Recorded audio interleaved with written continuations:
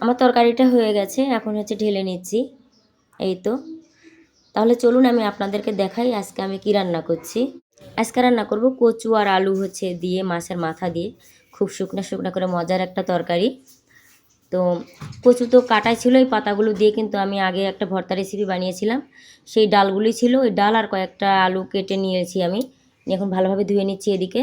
আর অন্যদিকে কড়াই বসিয়েছি।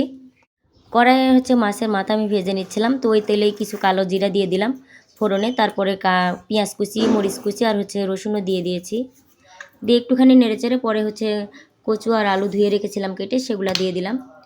দিয়ে একটু নেড়েচেড়ে পরিমাণ মতো হলুদ দিলাম, পরিমাণ মতো হচ্ছে লবণ দিয়ে নিচ্ছি। এখন আরও কিছুক্ষণ নেড়েচেড়ে আমি হচ্ছে ঢাকা দিয়ে দিব।